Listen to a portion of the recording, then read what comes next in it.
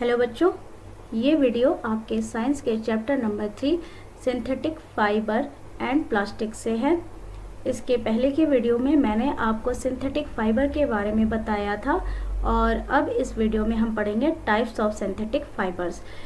जैसा कि आपने पहले भी पढ़ा कि fibres, synthetic fibres man made होते हैं, तो मैन मेड होने की वजह से इसमें जो भी साइंटिस्टों ने आर्टिफिशियल जो फाइबर्स बनाए वो डिफरेंट टाइप के हुए। जैसे कि अलग अलग फाइबर थे और उनकी जो क्वालिटीज़ थी वो भी अलग अलग थी। ठीक है, तो उनके बारे में अब हम पढ़ेंगे कि कौन कौन से टाइप के आपके फाइबर्स, सिंथेटिक फाइबर्स डेवलप किए गए, जिसमें पहला आता है हमारा rayon. You have read in class 7 that silk fiber obtained from silkworm was discovered in China and was kept as a closely guarded secret for a long time. तो जैसा कि आपने अपने 7th क्लास में भी पढ़ा होगा सिल्क फाइबर के बारे में, जो कि किससे प्राप्त की जाती है, सिल्क वर्म से प्राप्त की जाती है। और इसकी डिस्कवर भी आपने पढ़ी होगी कि चाइना में किया गया था। तो चाइना में सबसे पहले इसकी डिस्कवर हुई, बट चाइना ने इसे क्या किया कि काफ़ी टाइम तक इसके बारे में जो जानकारी थी उसको छुपा के रखा, उसे सीक्रेट रखा। ठीक। Fabric obtained from silk fibre was very costly. और जो फैब्रिक, जो भी कपड़े सिल्क फाइबर से बनते हैं वो क्या होते हैं, बहुत ही ज़्यादा कॉस्टली होते हैं, but it's beautiful texture fascinated everybody. तो यहाँ पे क्या है कि जो सिल्क के जो भी कपड़े होते हैं उनकी चमक, उनकी शाइनिंग, उनकी क्वालिटी, ठीक है, ये सारी चीज़ें बहुत ही अच्छी होती हैं और इसे हर कोई क्या करता है कि उसे खरीदना चाहता है, उसे चाहता है, अच्छी चीज़ें हर कोई चाहता है। तो बट ऐसा था कि ये इतनी कॉस्टली थी तो हर किसी को उसे प्राप्त करना इजी नहीं था। पर एक सिल्क का अलग ही अपना लुक होता है। तो साइंटिस्ट ने क्या किया कि इसका एक सोल्यूशन निकाला। उन्होंने केमिकली कुछ सिंथेटिक फाइबर्स बनाए जो कि जस्ट लाइक सिल्क थे। ठीक। Attempts were made to make a silk artificially. बहुत सारे अटेम्प्ट किए उन्होंने, साइंटिस्टों ने, बहुत सारे रिसर्च हुए, उसके बाद आर्टिफिशियल सिल्क बना। Towards the end of the 19th century. कब बना, जब आपका 19th सेंचुरी का एंड था, तब उस टाइम में जो आर्टिफिशियल सिल्क थे उसको डेवलप किया गया। Scientists were successful in obtaining a fiber having properties similar to that of silk. तो साइंटिस्टों ने बहुत सारी रिसर्च के बाद सक्सेसफुली एक ऐसा फाइबर प्राप्त किया जो बिल्कुल ही किसकी तरह था, सिल्क की तरह था। उसकी जो क्वालिटीज़ थी, दिखने में सारी चीज़ें क्या थी, सिल्क जैसे थी। बट आप ये जानते हो कि ओरिजिनल तो ओरिजिनल ही होता है। जैसे कि बहुत सारी कंपनियां होती हैं कि जो स्टैंडर्ड कंपनियां होती हैं तो उनके नाम से डुप्लीकेट कंपनियों से भी कपड़े बनते हैं, लेकिन आप जो ओरिजिनल और जो डुप्लीकेट होते हैं उनमें फ़र्क क्या होता है, चीज़ें वही होती हैं, उनका क्या नाम है, आपके जो लेबल वगैरह होते हैं वो सारी चीज़ें, फैब्रिक, सब चीज़ एक जैसे करते हैं, बट उसकी जो क्वालिटी होती है, जो टेक्सचर होता है, उसमें ज़रूर थोड़ा सा डिफरेंस होता है।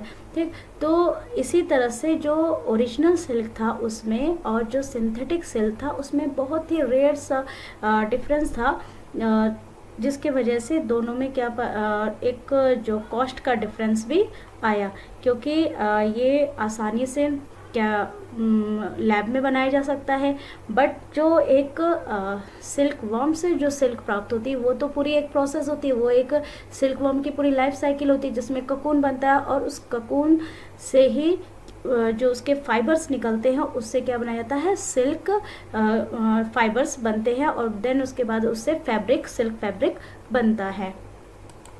Such a fabric was obtained by chemical treatment of wood pulp.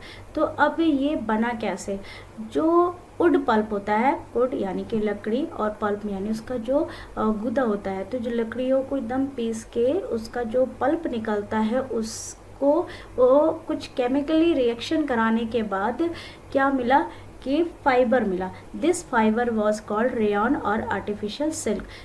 तो इसी फाइबर को, जो आर्टिफिशियल जो फाइबर मिला, उसे रेयॉन या फिर आर्टिफिशियल सिल्क कहा गया। बट यहाँ पे थोड़ा सा हम जो रेयॉन है उसको पार्शली आपका नेचुरल सिल्क प्रोडक्ट भी कह सकते हैं, नेचुरल सिल्क भी कह सकते हैं। क्यों? क्योंकि यहाँ पे वुड पल्प जो कि आपका नेचर से प्राप्त हो रहा है उससे बन रहा है। लेकिन यहाँ पे और क्या यूज़ हो रहा है? यहाँ पे और यूज़ हो रहा है आपका केमिकल। तो अब केमिकल ट्रीटमेंट के द्वारा ही वुड पल्प के ऊपर कुछ रिएक्शंस करा के उसको लैब में बनाया जा रहा है। इस वजह से ये क्या कहलाया? ये कहलाया आर्टिफिशियल सिल्क। ठीक।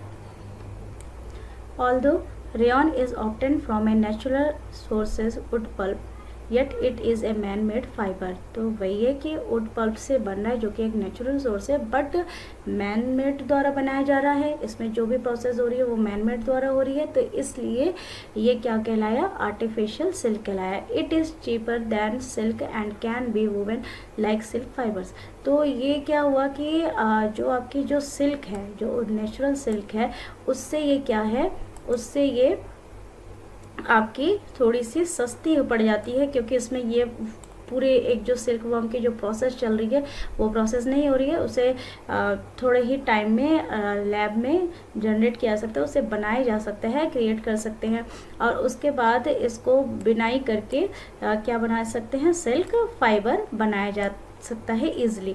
तो अब चूंकि ये बहुत जल्दी बन जा रहा है, इसमें उतना कॉस्ट नहीं लग रहा है, तो इसलिए ये क्या है? चीपर हुआ। It can also be died in a wide variety of colours. और इसमें बहुत सारे कलर्स भी यूज़ किया जा सकते हैं। जैसे आप देखते हो कि आपके जो भी कपड़े होते हैं, आप जो कपड़े पहनते हो तो यूज़ करते हो, वो बहुत सारे अलग अलग डिफरेंट कलर्स के होते हैं। हर मतलब कलर आप जैसा मतलब जो भी आप इच्छा करते हो उस टाइप के कलर्स आपको मिल सकते हैं मार्केट से।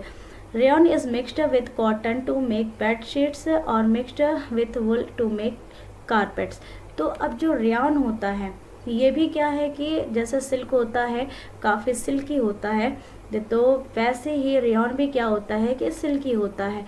लेकिन अगर इसको कॉटन के साथ मिक्स कर दिया जाए तो फिर इससे क्या बन सकती है? बेड शीट्स बन सकती है। क्यों? क्योंकि कॉटन जो होता है बहुत ज़्यादा वो सिल्की नहीं होता, वो थोड़ा हार्ड होता है, और जब सिल्क को कॉटन के साथ मिला देते हैं तो जो बेडशीट आप देखते होगे, जब आप उसे बिछाते होगे तो वो बिल्कुल भी अपनी जगह से क्या होती है? सरकती नहीं है। क्यों? क्योंकि उसमें कॉटन मिल गया है और कॉटन उसे खिसकने नहीं देती है।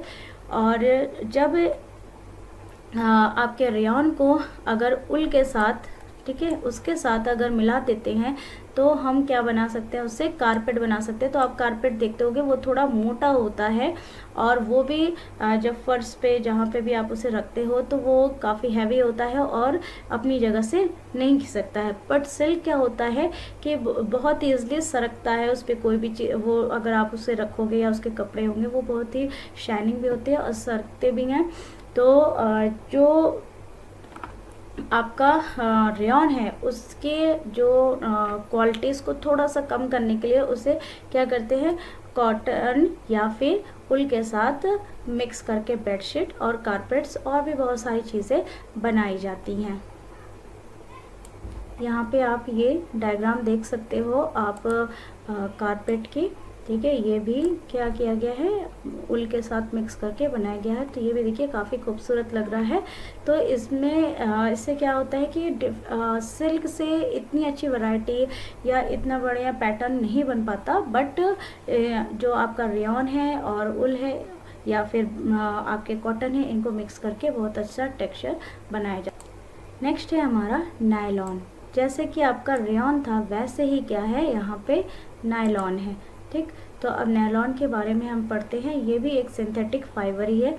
Nylon is another man made fibre in 1931। It was made without using any natural raw materials, ठीक। तो यहाँ पे क्या है कि कोई भी रॉ मटेरियल यूज़ नहीं किया गया है। जैसा कि आपने यहाँ पे देखा कि जो रेयॉन था उसमें वुड पल्प का यूज़ किया गया था, बट ये पूरी तरह से ही क्या है? नायलॉन पूरी तरह से ही आर्टिफिशियल है। इसमें कोई भी रॉ मटेरियल एज प्लांट या एनिमल किसी भी चीज़ का यूज़ नहीं किया गया है। It was prepared from coal, water and air. ये किससे बनाया गया? 3 चीज़ों से। ये हमेशा याद रखिएगा, नायलॉन किससे मिलके बना है? कोल, वाटर एंड एयर से। और यहाँ पे जो आपका क्वेश्चन आता है हमेशा रेयॉन के लिए कि रेयॉन किससे मिलके बना है, तो उसके लिए आप याद रखेंगे वुड पल्प से। तो it was the first fully synthetic fibre. तो ये सबसे पहला सिंथेटिक फाइबर है जो पूरी तरह से ही सिंथेटिक था। जैसे कि आपका रेयॉन था वो एक तरह से पार्शली आपका आर्टिफिशियल है, लेकिन ये क्या था? ये पूरा फुली सिंथेटिक फाइबर के अंदर आता है nylon. Nylon fibre was strong, elastic and light. जो नायलॉन का जो जिस फाइबर से बनता है तो वो क्या होते हैं? बहुत ही ज़्यादा स्ट्रॉन्ग होते हैं। इनकी क्वालिटीज़ होती है इलास्टिक्स होते हैं और लाइट होते हैं। मतलब बहुत ही इनकी जो मजबूती है बहुत अच्छी होती है। इलास्टिक जैसे स्ट्रेचेबल होते हैं, जैसे आप जीन्स वगैरह पहनते हो तो वो भी काफ़ी स्ट्रेचेबल होता है। और भी बहुत सारे क्लॉथ्स होते हैं जो स्ट्रेचेबल होते हैं, लाइट होते हैं, हल्के होते हैं। ठीक। It was lustrous and easy to wash. और इसकी बहुत अच्छी अपनी खुद की चमक होती है, शाइन होता है और ईज़िली क्या हो जाते हैं? वॉश हो जाते हैं। जैसे आपने देखा होगा कि जैसे वो है आपका रेनकोट है, ठीक, तो वो क्या होता है कि उसकी अपनी क्वालिटी है कि आप उसे जैसे बारिश के टाइम में यूज़ करते हो तो वो क्या होता है? आपको बारिश से बचाता है। क्यों? क्योंकि उसमें वाटर को एब्जॉर्ब करने की जो कैपेसिटी है वो नहीं होती है, वो होल्ड नहीं करता है। ठीक, उसके ऊपर से वाटर क्या होता है? पास हो जाता है। इसी तरह से आप टेंट वगैरह भी बनाते हो। फिर जो वो हिल क्लाइंबिंग के लिए यूज़ करते हैं रोप्स, वो भी देखिए काफ़ी स्ट्रॉन्ग होते हैं। अगर वो स्ट्रॉन्ग नहीं होंगे तो पहाड़ों पे चढ़ पाना मुश्किल होगा।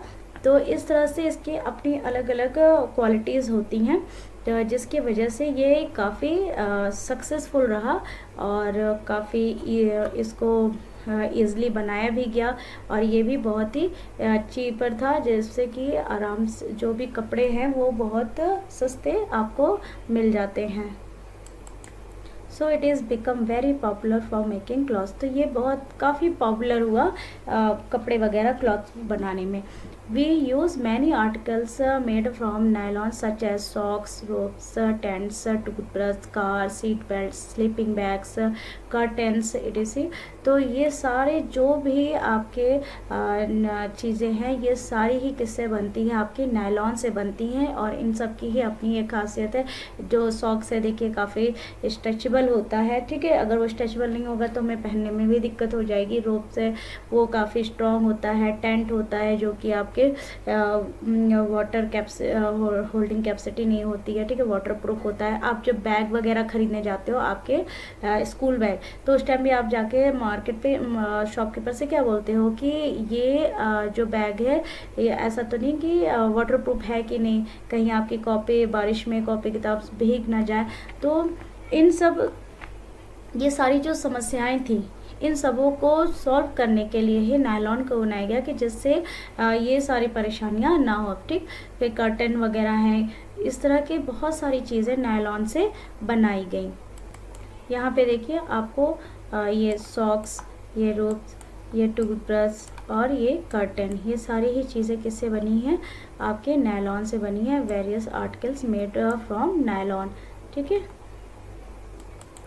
अब हमारा यहाँ पे जो बूझो है उसका एक क्वेश्चन है, is nylon fibre really so strong that we can make nylon parachutes and ropes for climbing.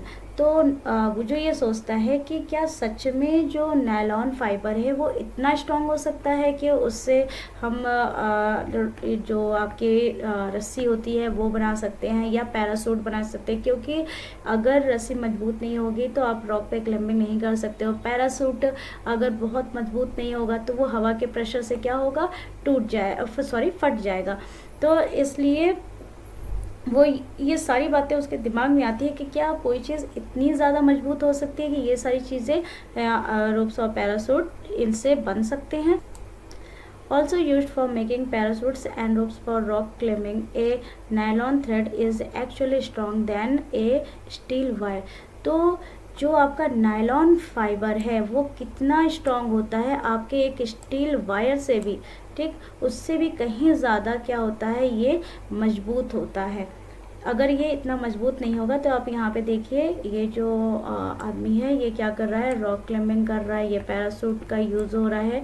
तो अगर ये इतना ज़्यादा स्ट्रॉन्ग नहीं रहेगा तो ये हवा में ही क्या होगा, फट जाएगा और ये क्लाइंब करते टाइम ही क्या होंगी, टूट जाएंगी। यहाँ पे देखिए एक एक्टिविटी भी दी गई है कि जो आपके थ्रेड है, जो नायलॉन और सिल्क, जो अदर थ्रेड है, रेयॉन, इन सब के, या कॉटन थ्रेड है, इन सब के आप स्ट्रेंथ को आप चेक कर सकते हो। कैसे, यहाँ पे देखिए, take an iron stand with a clamp. तो यहाँ पे एक क्लैम्प दिया हुआ है, ये आपके लैब वगैरह में भी इस तरह से क्लैम्प रहता है, और नहीं भी हो तो आप दीवार पे एक कील को, नील को गाड़ के और उस पे से आप क्या कर सकते हो, थ्रेड को लटका के और उसमें एक पॉलीथीन बैग बांध के, पॉलीथीन की जो पन्नी होती है उसको बांध के उसमें डिफरेंट टाइप्स के वेट रख के आप चेक कर सकते हो कि जो आपका थ्रेड है वो कितना स्ट्रॉन्ग है या नहीं है। तो यहाँ पे क्या करेंगे कि हमने क्लैंप लिया, take a cotton thread of about 60 centimetre length, tie it to the clamp so that it hang freely from its shown in figure. ठीक, तो हमने यहाँ पे कॉटन का थ्रेड लिया जो कि 60 सेंटीमीटर का था, और उससे क्या किया कि हमने एक फ्रीली उसे हैंग कर दिया, तो जैसा कि आपको यहाँ पे डायग्राम में शो हो रहा है। और यहाँ पे देखिए एक पैन लगा हुआ है जिसमें कि हमने क्या किया है कि जो वेट आता है, जो आप देखे होंगे जो सब्जी वाले या दुकानदार जो वेट यूज़ करते हैं, वैसा ही वेट लेके इसमें रख देंगे और ये थ्रेड में वेट हम बढ़ाते जाएंगे, फिर हम देखेंगे कि कितने वेट तक ये उसको होल्ड कर सकता है। और इसी तरह से हम अलग अलग चीज़ें यूज़ कर सकते हैं, जैसे कि उल, पॉलिस्टर, सिल्क एंड नायलॉन, इन सब को हम यूज़ करके एज ए थ्रेड उसमें यूज़ करके और इनकी भी हम स्ट्रेंथ को नाप सकते हैं। उसके बाद जो भी आपका ऑब्जर्वेशन हो उसको यहाँ पे देखिए कि कॉटन के क्या स्ट्रेंथ थी ब्रेक होने की, या वूल की, या सिल्क की, या नायलॉन की। तो अगर इसमें मैं आपको देखूँ तो सबसे ज़्यादा स्ट्रॉन्ग होगा आपका फर्स्ट नंबर पे नायलॉन, ठीक है। उसके बाद देन आपका होगा उसके बाद होगा आपका उल, उसके बाद होगा आपका कॉटन, देन उसके बाद सिल्क, ठीक। तो इस तरह से इनकी नंबरिंग रहेगी। यहाँ पे देखिए, you may have use A hook और ए नेल और on the wall for hanging the fibres and the polythene bags at the other and. तो जैसा मैंने आपको बताया कि अगर आपके पास इस तरह से क्लैंप नहीं है तो आप क्या करोगे, आप एक नील लेके दीवार पे उसे गाड़ देंगे और उसके बाद उससे जिस भी थ्रेड की स्ट्रेंथ नापनी है उसको उससे लटका देंगे, हैंग कर देंगे, और उसके नीचे एक जो पॉलिथीन बैग आती है उसको रख देंगे, और उसमें क्या करेंगे कि हम डिफरेंट टाइप के, जैसे मार्बल्स जो होते हैं, या तो मार्बल्स यूज़ कर लें, लेकिन वो कैसे होने चाहिए, एक साइज। जब एक साइज के मार्बल यूज़ करेंगे, जैसे कि मान लो आपने 10 मार्बल्स लिए तो वो एक ही साइज के होने चाहिए। देन अगर आप फिर उनसे भारी पेबल्स लेना चाहते हो तो फिर आप जो मार्बल्स लोगे वो भी एक साइज के होंगे, यानी कि एक छोटे और एक बड़े लेंगे तो हमारा जो मेजरमेंट है वो गलत हो जाएगा। इस तरह से बेटा मैंने आपको जो सिंथेटिक फाइबर थे उसके अभी मैंने उसके 2 टाइप्स बताए हैं, जिसमें है रेयॉन और नायलॉन, ठीक। उसके बाद आपका आएगा पॉलिस्टर एंड एक्रिलिक, तो इसके बारे में हम आपके नेक्स्ट वीडियो में डिस्कस करेंगे। और चलते चलते, अगर if you have any problem you comment in my comment section, और पसंद आए तो लाइक करना और कमेंट करना ना भूलें।